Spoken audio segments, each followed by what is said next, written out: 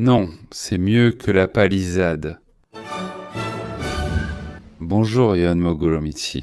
Le véhicule que nous allons découvrir aujourd'hui est l'Ioniq 9 qui représente les SUV familiaux électriques. Récemment, je vous ai présenté une vidéo d'essai du Palisade. Beaucoup de gens ont été bouleversés lorsque l'Ioniq 9 est sorti cette fois-ci avec un prix dans les 60 millions de wons. Le Palisade hybride a dépassé les 70 millions de wons, alors dois-je acheter le Palisade ou non? Dois-je plutôt acheter l'Ioniq 9 qui est un peu plus tourné vers l'avenir? À travers cette vidéo, je vais vous expliquer en détail quelles sont les différences. Dans la vidéo sur le Palisade, nous avons mesuré l'espace des 3 rangées. Beaucoup d'entre vous sont aussi curieux de l'espace de la 3e rangée de l'Ioniq 9, alors nous allons le mesurer directement.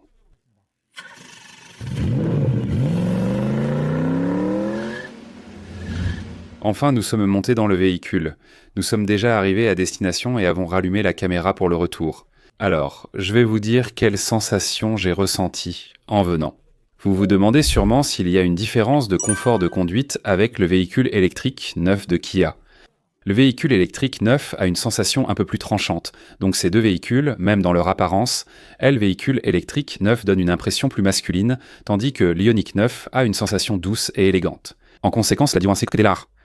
La différence de confort de conduite est que le véhicule électrique neuf donne une sensation un peu plus tranchante. Le véhicule qui a beaucoup affiné cela, c'est l'Ioniq 9 que nous conduisons en ce moment. Alors, quelle est la différence avec le Palisade? Je pense que c'est qu'est-ce qui vous intrigue. Il y a une autre différence entre l'Ioniq 9 et le Palisade, en plus de la suspension à contrôle électronique. C'est que le Palisade n'avait pas de fonction de réduction active du bruit. C'est pourquoi je vous avais dit que c'était un peu dommage. Mais l'Ioniq 9 est équipé d'un système de réduction active du bruit. Le véhicule le plus silencieux à conduire est un véhicule électrique. En plus de ne pas avoir de moteur à combustion interne, il est équipé d'une fonction de réduction active du bruit, le rendant vraiment très silencieux. Lorsqu'on évoque les voitures silencieuses, on pense souvent à Genesis, mais celle-ci est encore plus silencieuse que leur véhicule. Et non seulement dans les plages de vitesse basse et moyenne, comme maintenant, mais même à grande vitesse, au-delà de 100 km/h, il semble que le renforcement du pilier A soit vraiment efficace. C'est clairement encore plus silencieux. Pour une famille, le confort de conduite est primordial. Quelles sont les différences à ce niveau entre les modèles? Le Palisade avait une suspension à contrôle électronique sur la finition calligraphie, lui conférant un avantage sur divers types de routes. Mais le confort de conduite de l'Ioniq 9 n'est pas en reste non plus. C'est un véhicule plus lourd, mais il a une suspension hydraulique de base, et la version premium a un système d'autonivellement. Mais si quelqu'un qui ne connaît pas la différence entre les deux les essaie, je pense que beaucoup diront que l'Ioniq 9 est un peu meilleur.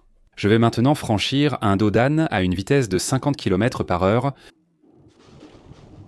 Tac, tac, tac, l'arrière descend de façon très impressionnante et propre, c'est un dos d'âne. Je l'ai franchi à une vitesse de 40 km/h et à une vitesse d'environ 30 km/h, il n'y a pratiquement aucune différence. Le bruit intérieur est également très important pour parfaire le confort de conduite. L'Ioniq 9 étant une voiture électrique est naturellement plus silencieuse et avec la fonction de réduction active du bruit, elle est vraiment silencieuse. Comme les voitures électriques sont silencieuses, on se concentre davantage sur d'autres bruits, mais je dirais qu'il n'y a pratiquement plus de bruit provenant du moteur. Le bruit des roues avant du premier rang, à l'avant des ailes, et des roues arrière du deuxième rang est bien maîtrisé. Je pense qu'il serait difficile de trouver un véhicule de ce niveau aussi performant dans cette catégorie. Cependant, comme ce véhicule n'est pas encore un modèle de série, il y a quelques petits bruits trop parasites à l'intérieur. Ces bruits-là sont un peu plus audibles dans cette voiture électrique. En conduisant l'Ioniq 9, j'ai retrouvé une sensation oubliée depuis longtemps. Avant, l'Ioniq 5 est sorti pour la première fois, puis ensuite il y a eu l'Ioniq 6. À cette époque, les publicités pour les voitures électriques ne mentionnaient avant que des informations comme l'accélération de 0 à 100, la vitesse maximale et l'autonomie en kilomètres. Ensuite, il y a eu l'Ioniq 6. Sur cette Ioniq 6, il y avait des fonctionnalités pour réduire les à-coups propres aux voitures électriques. Donc il était possible de régler cela et maintenant l'Ioniq 9, comme je l'ai mentionné tout à l'heure à propos du confort de conduite, offre désormais un confort qui n'a rien à envier à une voiture familiale. Qu'est-ce que ça veut dire ? La dernière fois, en conduisant le Palisade, j'avais mentionné un petit regret. Le moteur turbo-essence 2,5 qui n'est pas un 6 cylindres est suffisant en termes de puissance, mais lorsqu'on veut accélérer, il y a cette réaction un peu nerveuse propre au moteur 4 cylindres turbo. C'est pourquoi le moteur 6 cylindres me manque un peu. Comme je vous l'ai dit, ça me manque. Mais l'Ioniq 9 étant une voiture électrique, elle n'a pas de boîte de vitesse et délivre une puissance suffisante dès le départ. Alors, maintenant je vais essayer d'accélérer 5 fois de suite. 1, 2, 3, 4, 5. La voiture ne fait plus de secousses ni de réactions brusques. Donc je pense que vous achèteriez normalement ce véhicule à des fins familiales, mais pour moi ce n'est pas la vivacité qui est essentielle pour une voiture familiale. Ce qui importe, c'est la douceur et le confort ressentis par ma famille. Cela passe par le comportement, la transmission et le niveau de vibration et de bruit qui complètent l'expérience de conduite. Je pense aussi que l'Ioniq 9 est un peu plus séduisante en termes de bruit. Je vous recommande d'essayer les deux véhicules par vous-même et de voir lequel correspond le mieux à votre style de vie. Le siège conducteur, le plus utilisé, reste assez confortable malgré tout. Il y a aussi une légère sensation de fermeté, et cette impression est très similaire à celle de la suspension de l'Ioniq 9. Je vous ai dit tout à l'heure que, dans le cas du Palisade, une suspension à contrôle électronique était installée. Cette suspension à contrôle électronique ajuste finalement la pression d'amortissement via les amortisseurs. Dans les virages ou les sections sinueuses comme maintenant, il est évident qu'un véhicule équipé d'une suspension à contrôle électronique est plus avantageux. Dans le cas de l'Ioniq 9 que je conduis en ce moment, comme le véhicule est fondamentalement lourd, il donne une meilleure impression en ce qui concerne le roulis latéral, c'est-à-dire le balancement de gauche à droite. L'une des améliorations apportées concerne le rétroviseur latéral basé sur une caméra. Même sur l'Ioniq 9, la forme et les autres éléments étaient un peu étranges. Vous ne trouvez pas? Le design extérieur ressemblait à une boîte à lunch, avec des rétroviseurs latéraux numériques un peu étranges. Regardez, la taille a vraiment beaucoup diminué. Les écrans basés sur caméra de chaque côté ne gênent plus la vue du conducteur et deviennent confortables. Sur les véhicules à moteur thermique, cette caméra apparaît sur le tableau de bord. C'est bien qu'on puisse vraiment le ressentir en le regardant comme ça, encore plus qu'auparavant. Comme il ne s'agit pas d'un vrai rétroviseur mais d'un système basé sur caméra, on ne peut pas vraiment estimer la distance de la voiture derrière nous. Mais comme vous pouvez le voir maintenant, il y a deux niveaux, orange et rouge, donc je pense qu'une fois qu'on s'y habitue, ça devrait aller. L'image reste cohérente, qu'il neige, pleuve ou fasse sombre, un avantage de ce rétroviseur latéral à caméra. Je viens de commencer l'essai routier et je suis arrivé avec la batterie complètement chargée. Pour les voitures électriques, vous accordez beaucoup d'importance à l'autonomie et à la rapidité de la recharge, n'est-ce pas ? Aujourd'hui, bien qu'il ne s'agisse pas d'un essai longue distance, la fiche technique indique que l'autonomie dépasse les 500 km que ce soit en 2 ou en 4 roues motrices. La vitesse de recharge, essentielle pour vous, indique le temps pour passer de 10% à 80% de charge. Mais pour les conducteurs fréquents de voitures électriques, la recharge entre 40% et 80% est vraiment cruciale, n'est-ce pas ? Ce temps-là, il suffit d'une dizaine de minutes, ce qui est suffisant pour recharger pendant que vous utilisez l'aire de repos. Que vous utilisiez la recharge rapide ou la recharge lente, il y aura bien sûr une différence, mais mais comme l'Ioniq 9 peut parcourir plus de 500 km de base, vous n'avez pas vraiment à vous inquiéter de l'autonomie. Et pour ce qui est des modes de conduite, il y en a généralement 4. Eco, Normal, Sport et Mon Drive. Le véhicule que je conduis actuellement est un modèle à 4 roues motrices. En mode Sport, la puissance est transmise aux 4 roues tant à les roues de manière équilibrée. En mode 2 roues qui tournent motrices, les roues arrière sont activées et les roues avant assistent occasionnellement. Qu'est-ce que cela signifie ? Cela signifie que, comme une propulsion arrière, la voiture pousse depuis l'arrière, ce qui rend la conduite plus amusante et plus fluide. Donc personnellement, lorsque vous choisissez toutes les options sur la Palisade hybride, le prix dépasse les 70 millions de wons. Et dans le cas de l'Ioniq 9, si vous ajoutez des options à la version de base, il faudra probablement ajouter entre 5 et 10 millions de wons de plus pour pouvoir acheter l'Ioniq 9, ce qui risque de vous faire hésiter. De plus, pour la Palisade, plus de 70% des clients ont choisi l'hybride. Donc à moins d'avoir fait une précommande très tôt, il est possible d'attendre de 6 mois à 1 an au maximum. En prenant en compte ces situations, je pense que l'Ioniq 9 pourrait être un meilleur choix. Et cette fois, il y a une fonctionnalité que j'attendais personnellement sur l'Ioniq 9, c'est la fonction de changement de vitesse virtuelle que nous avions sur l'Ioniq 5N. Lorsque vous entrez dans le mode de conduite et activez la fonction VGS, ce véhicule change comme une voiture à moteur thermique. À quel point cela change-t-il ? Avec le VGS activé, un sélecteur sous le volant permet de le manipuler comme une boîte de vitesse à 7 rapports. En appuyant dessus, le chiffre 5 apparaît au centre du tableau de bord. Si je passe en quatrième, troisième, deuxième, cela crée des sons comme si le plein régime fonctionnait. Ce son, c'est le VGS.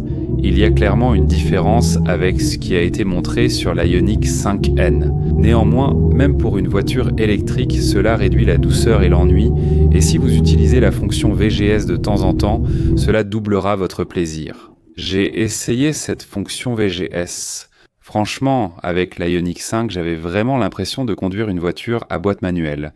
Donc je m'attendais à retrouver cette sensation dans l'Ioniq 9, mais ce n'est pas tout à fait le cas.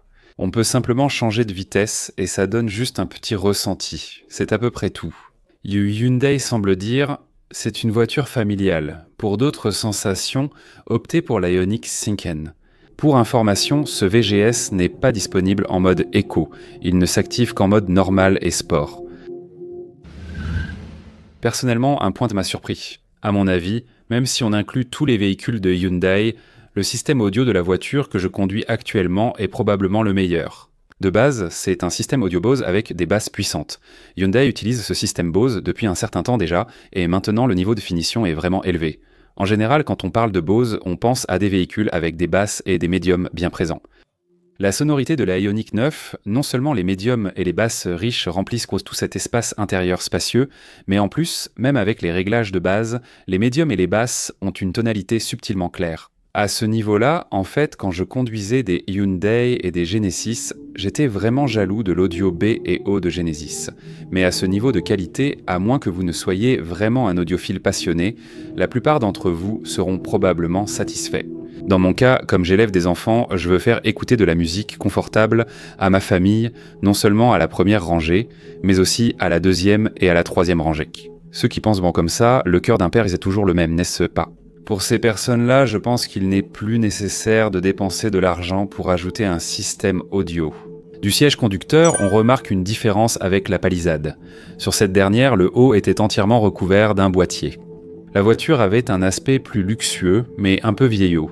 Cependant, la visibilité dans cette Ioniq 9 que je conduis actuellement est vraiment confortable.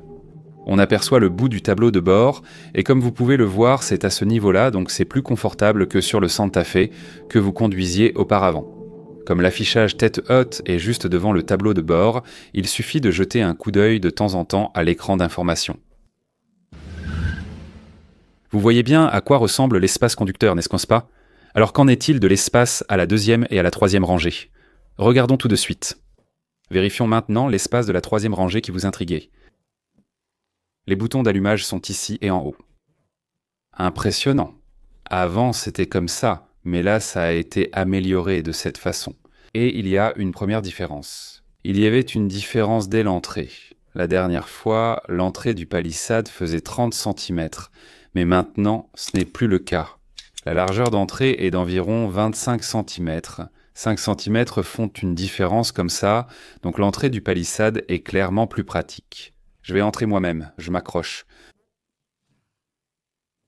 Je mesurerai depuis la troisième rangée. Monsieur le producteur, on a déjà vu la Palisade la dernière fois.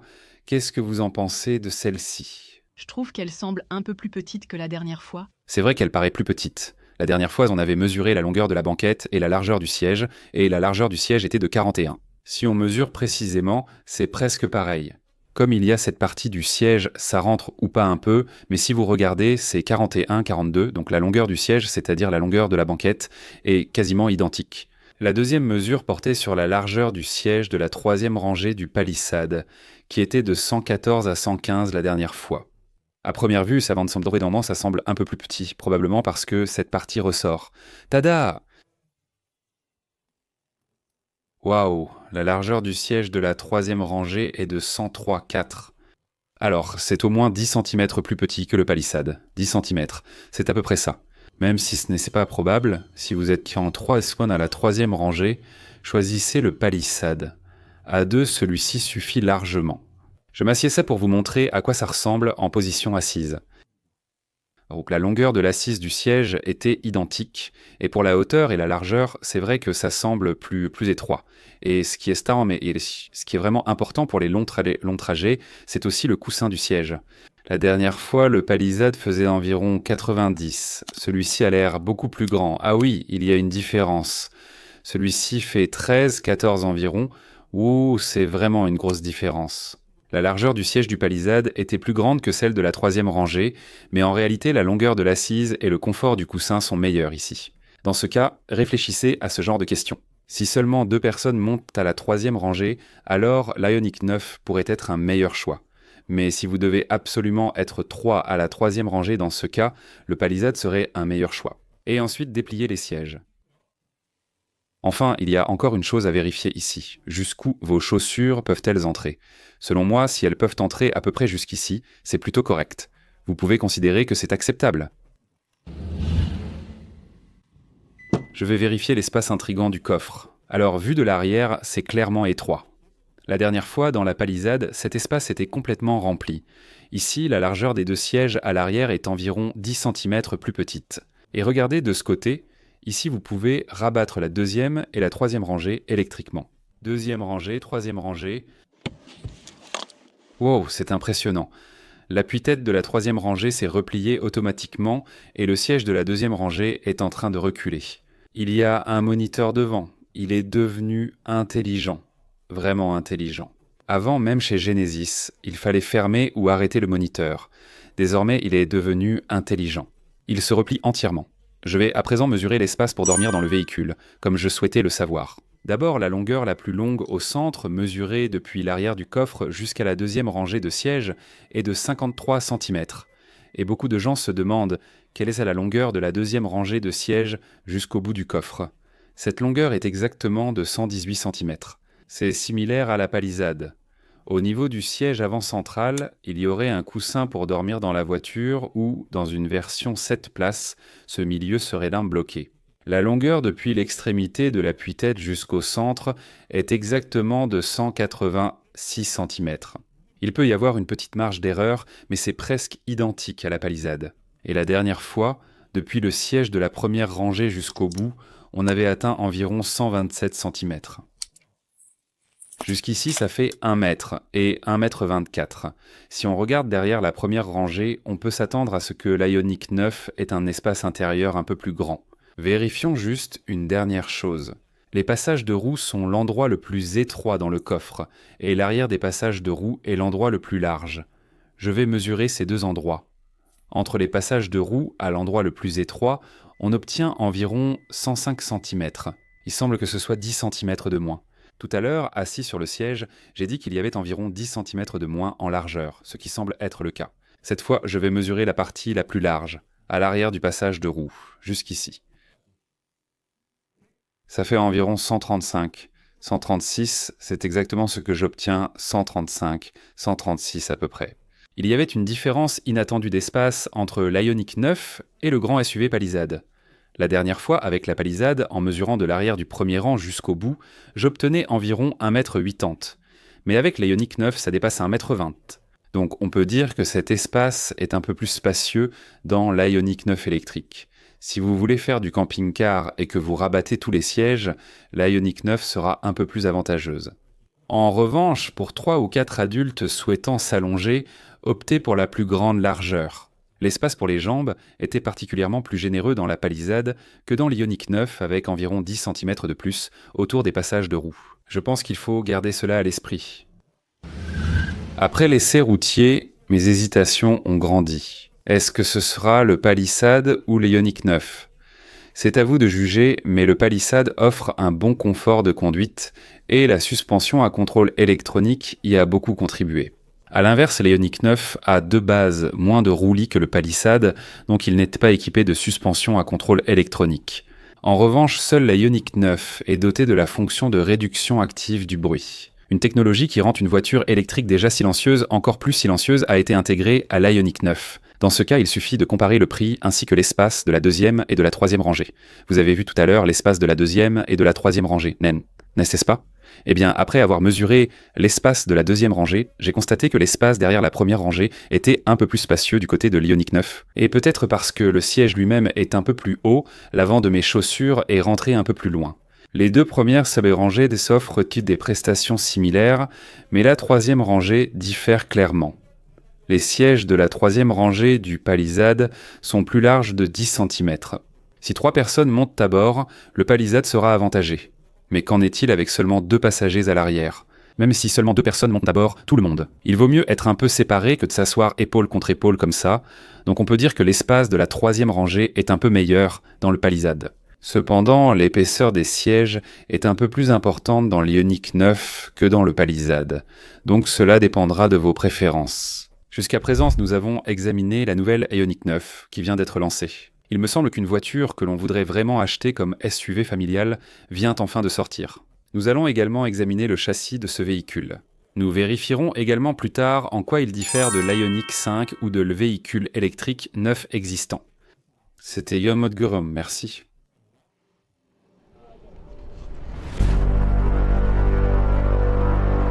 Lorsque vous achetez une nouvelle voiture, pensez à utiliser Yon Modgurum Wellcar. Je ne vous dis pas de l'acheter. Renseignez-vous aussi de votre côté. Comparez avec les meilleures conditions. Si vous achetez en espèces, il y a un cashback de ce pourcentage. Au lieu de vous offrir des cadeaux symboliques, nous installons le meilleur film de teintage de l'industrie. Cela suffira à améliorer considérablement les conditions. Pour toute question, consultez le bas de la vidéo. C'est tout pour la vidéo que j'ai préparée, je vous retrouverai avec une vidéo encore meilleure. Pour recevoir automatiquement les prochaines nouvelles, abonnez-vous à la chaîne et activez les notifications. Merci. Si cela vous a aidé, mettez un j'aime. Abonnez-vous et activez les notifications pour recevoir rapidement des informations précises sur les nouvelles voitures.